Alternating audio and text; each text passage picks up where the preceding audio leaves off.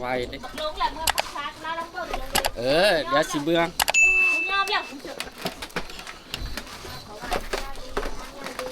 ทั้งที่นี้แหละมึงว่าน้ำเล่าหันนี้คือ เบิ่งสิเอาลีก เอา มึงเด้ออัน เข้า กูจะไปถามวิเนี่ยถามเราเด้ ทางก็โตพอเล่าให้ยังหัดไปให้ไอ้พันหาเขาไปหามึง เด้อ ทาง อัน ก่อนมึงจะไปถามเบอร์เล่มึงไปถาม พี่น้องเกิดเรื่องเลยเดี๋ยวเราเข้าไปเบิ่งก่อนเนาะว่าเรื่องยัง มินบอกกูบอกหันมึงก็บอกถามก็โตเลยไปถามมึงชุลีก่อนแล้วถ่ายอยู่เพื่อนเดี๋ยวนี้หันแล้วบอกกูหัน บ่ทาข้าใช้เอ้ยก่อน ใส่ตัวเองบ่ต้องเข้าไปใส่เขา คุณได้พอไปพิมพ์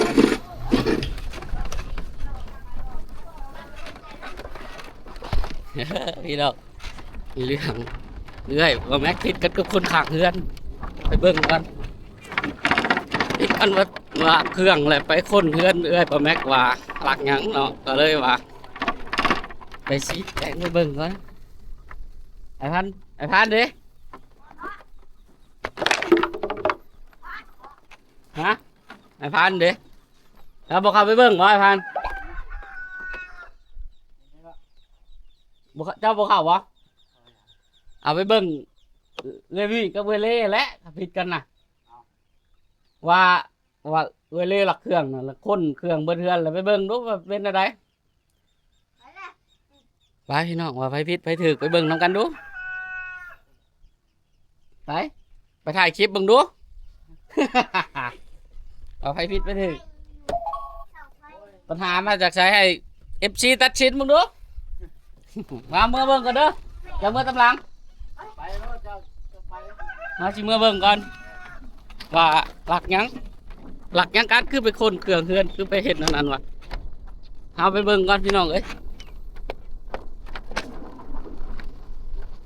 เจ้าบ่เข้าบ่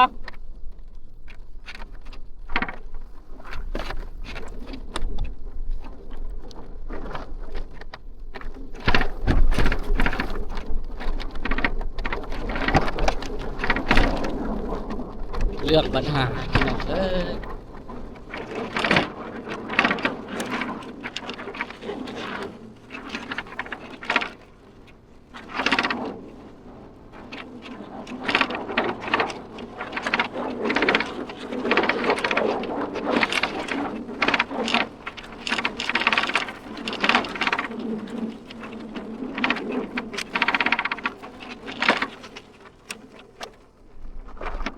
มันเกิดขึ้นได้อะไรอันนี้เกิดขึ้นได้ไงไปเบิ่งดิ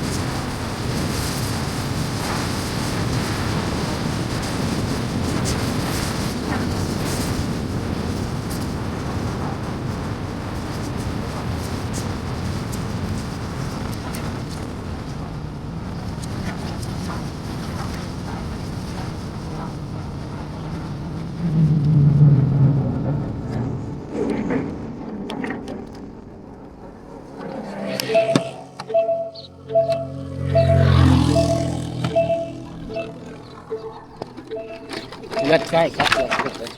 เลือดใกล้กันติดกันไปชีวิตไปชีวิตเนาะ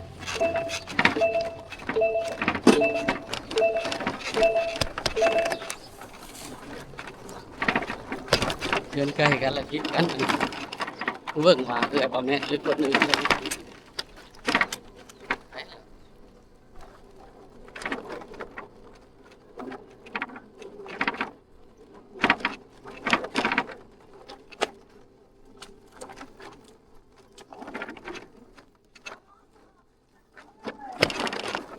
ว่าจังได้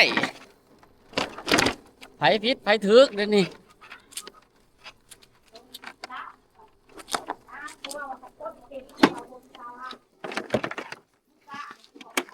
ก็มาเบิ่งปัญหาก่อนว่าเกิดจากหยังเนาะพี่น้องเอ้ย โตหนึ่งชาวละมึงจ่ายกูก็แต่ละโตนี่กูเอาโตหนึ่งชาวละแต่อีนี่ว่าวันคันมันเห็นแล้วมันสิเอาโตหนึ่ง10 ล้าน เอ้า คันว่า ดังแน่ คันว่ามันเห็นแล้วมันสิเอา ไว้จังได๋ 10 ล้าน ตัวหนัก คันว่ามันเห็นแล้วมันสิเอาโตหนึ่ง10 ล้าน ผู้ดำเนินรายการ คันว่าโตหนึ่ง คนเครื่องบ่ คันว่ามึงบ่เห็น เครื่องเจียจักโต เออ เนาะเครื่องคิดจักโตเครื่องเรา บ่ น่ะ เห็นจักโตเครื่องมันบ่เห็นจักโตเออ อืม พอมาตู้ว่าส่งตัวนี้ มาตู้ว่าอันนี้เลยส่งกูว่ะ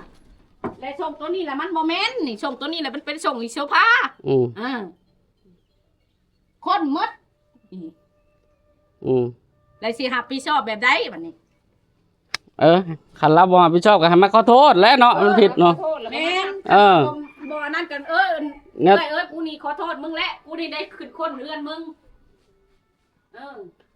ก็บ่ได้ว่าหยัง มาคน เมื่อหาเราแหละเป็นอะไรคือปิดกันคักปิดกันแน่แท้ฮะเป็นอะไร กูบ่ได้ฮู้เลยก็มาบ่ กูหาก็มาแต่สวรรค์หามากูสิปบมึงก่อนโอ้ยว้าวอยากได้โตหนึ่ง10 ล้านคันเพิ่นเห็นนี้ แล้วปิดกันเถียงกันแล้วเจ้าเลยให้เรามากวดเบิ่ง เถียงกันแล้วมากวดเบิ่งเครื่องบ่เครื่องเพิ่นนั่นเสีย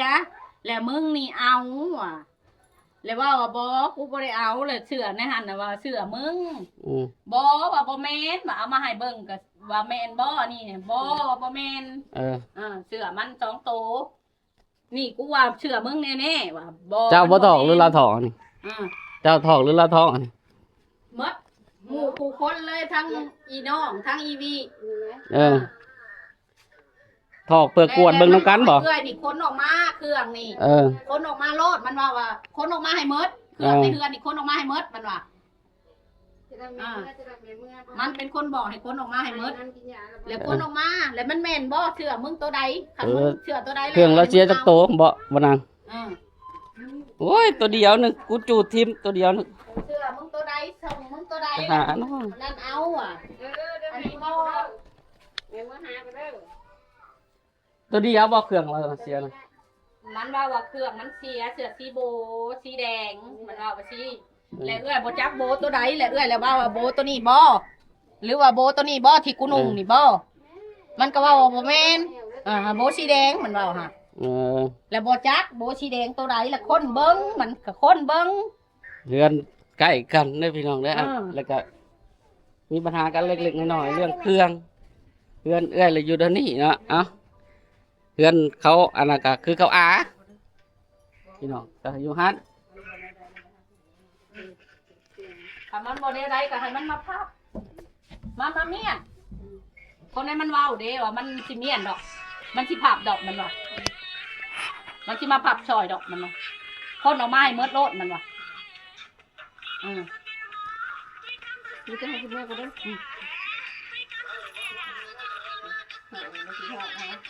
ลูกมึงบอกนะ นี่ไง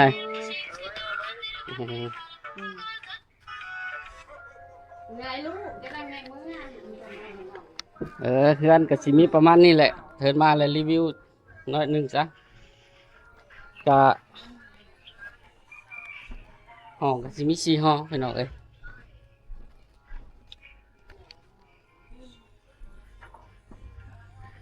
ตัวละเครื่อง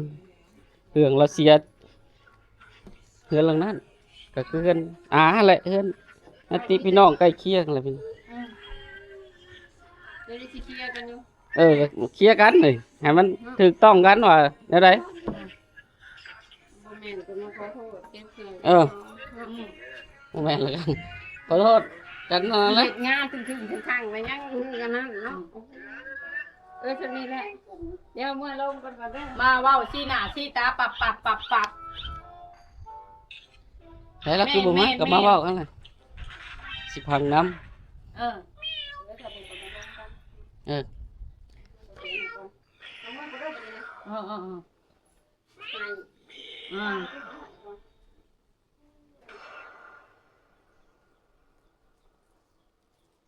เอออีน้องนอนอยู่พี่บ่เมื่อคืนนี่ บ่นอนอยู่ นอนอยู่นะแล้วว่าเครื่องเสียแหละ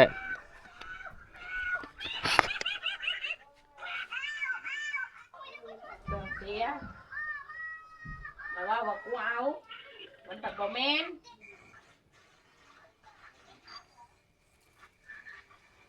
เป็นว่าเขาเราบางเอมี่เนี่ยไปขึ้นนอดเทือนว่าเอาฮอดเครื่องว่าถึงขนาดน่ะปุ๊บ บ่เอมมี่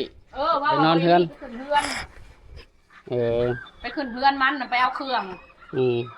ไปเอาส่งเอาเสือลูกมัน อืม แล้วก็กูก็เอาให้เบิ้งมัน เครื่องเราเสียจักโตจ้ะ บ่เห็นจักโต จักโตแหละบ่เห็นจักโต บ่คือว่าอีวีน่ะมันมาค้นไปสิเลยบ่เห็นเครื่องว่าเป็นของลูกมัน หรือว่าบ่เห็นเป็นเครื่องมันหั่นน่ะ อืม บัดที่มันว่าว่าก็กูไปค้นเลยเห็นแล้วกูสิเอาโตนั้น10 ล้านเลยแล้วว่าคันค้นบ่เห็นแล้วมึงสิเสียให้กูบ่โต20 ล้าน แล้ว มึงสิเสียให้กูบ่ อย่าไปลิ้น โต20 ตะนี่ ฮะ ยายเขาไปลิ้น ไปไปลิ้นเขามีแม่น เว้า ไว้ บอกมี เดี๋ยวสิไปถามมักมีอีกเนาะบ่มีอยู่นะแต่ก็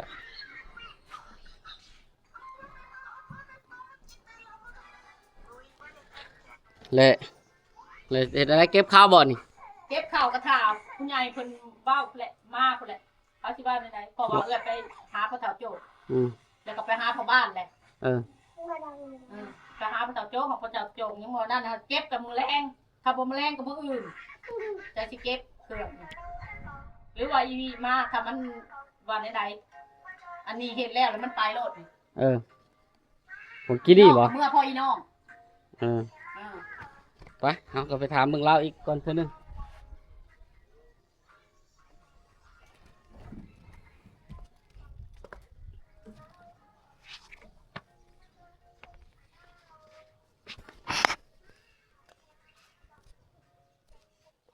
เครื่องเสียเครื่องวินะเสียเรียกว่าเล่ลักพี่น้องแต่มาค้นอยู่นี้เนาะประเด็นก็คือประมาณนั้นไปเดี๋ยวไปถามเราจิกะไปพี่น้องกล้าเลยเฮ็ดได้เพื่อว่าชีให้พี่น้องฮู้ว่าใครเป็นคนหลักกันแท้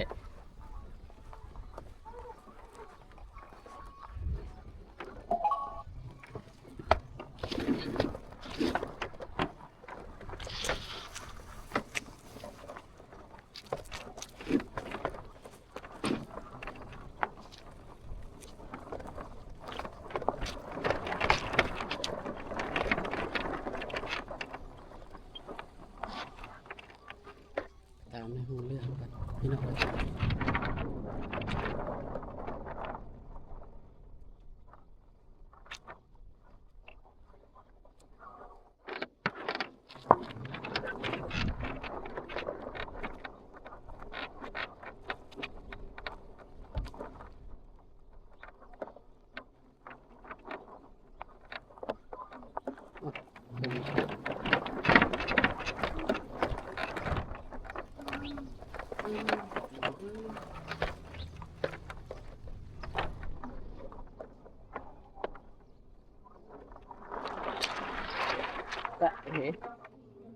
เฮ็ดได้เฮ็ดได้ มึงมากันดีกว่าหางานก็ลุ้มกันว่าได้กัน พอได้กันอยู่ใกล้กันพิดกัน มึงมามึงกับมึงแนวจริงเขาจะว่าได้กันมึงเก็บงานจังเลยว่ายังน่ะ ยังกินที่มาเรื่องความระวง โอ้ยจิมาอยู่บ่อัน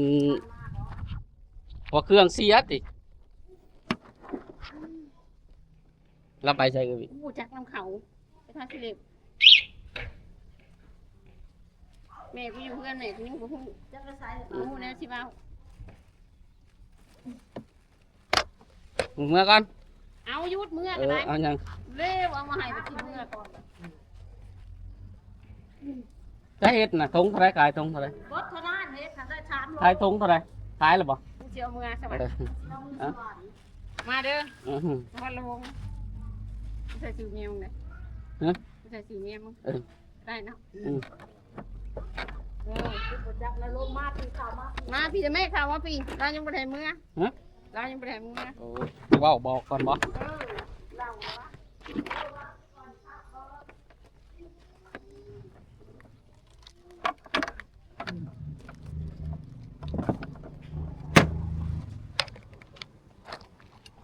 ว่าจังได้เรียนใหม่เนาะอืมเออ มีแต่ข่าวเนาะข่าวเขาสองคนบ่อะไรกัน มาสองคนติดกันอืมอืม แกมาใช้ค่ะ อืม มันก็ไปหาเลย เออ หลานสาวบอกไปบ้านก็เลยตาปกสิดานะ เออ เพิ่นไปเห็นกั แต่ น มัน นี่ ตื่นทงอันนี้ เออ เพื่อนอันนี้แบบประมาณนี้นะ ยันเราคิดว่าทิ่มแล้วว่าจักเขาเป็นปะหันบ่ ปะนักเอาในเฮือนนี่แหละเอาอยู่ในเฮือนนี่แหละเอาอยู่ในเฮือนนี่แหละกูอ่ะ บ่มีบ่เหมา จักสิแม่นขายเฮา เห็นบ่เลยเครื่องตัวเสีย นี่ก็มันเครื่องกูอันนี้แล้วกูเลยถามมันเจหนูเอาเนาะกับบ่ได้ใส่ให้เขาดอก อืม เจหนูก็เห็นอีเล่นุ่งแต่ก็เห็นอีเล่นุ่งอันนี้กูก็เห็นมันนุ่งเสื้อตัวนี้ค่ะกูเห็นอันนี้ค่ะ ตัวไปเอามาแต่เฮือนบ่เนี่ย บ่เอาอยู่ในนี้ อืม แต่กูถามว่าไผมาปักเสื้อนี่เครื่องไผแต่กูเลยถามแล้วว่าเครื่องมึงบ่มันบ่แม่นแล้วก็ยากูว่า อืม กูก็บ่ได้ใส่ให้ไปสีร้านกูก็เคยเบิ่งอยู่ลูกหลานแม่ละว่าเป็นกูสิบ่ กูก็ เบิ่ง บอกเขาอยู่หามือกูจะเมื่อยบอก มันสิเป็นน้ำเฮา ก็เลยจะเอาเรื่องเอาความอยู่กับหลาน อืม เดี๋ยวนี้ มีแต่ให้เขามาเว้ากันสองคนแล้วก็ขอโทษกัน เออ ใหญ่ลงมันเป็นน้ำอนาคตคน เขาสองคนผิดกัน เขาตัวใหญ่เฮา เออ มันจะเตะหัวมันพูดดีก็ดี เออ เดี๋ยวจังคนเขาเล่นกับบุ้งเล่นกับบุ้ง เออ ต่างคน จะทื่นเสียงกันปังอุ้ย ต่างคนต่างมีอคติต่อกันเนาะ สองคนเท่าแล้ว เออ เขาเริ่มเป็นบ้าเลยกูเบิ่งกันน้อยโตนี่กูว่า อืม ว่าเท่าไรกูจะเตะหัวมันเท่านั้นอีมันบอกยาลูกเอ้ยไอ้น้องกัน กูสิว่าสิหนาสิ กู เนาะ บอกอยู่ คันว่าเอื้อนน้อง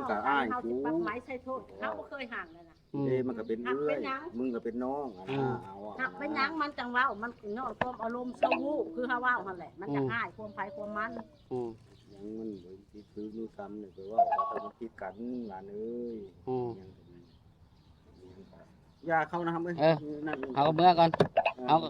เป็นโทษบอกเขากับเขามาเบิ่งซื่อๆไปพี่น้องก็สิประมาณนี้เลยเรื่องราวก็เรื่องของคนสองคนผิดกันเอื้อยกับคนไปเดี๋ยวไปถาม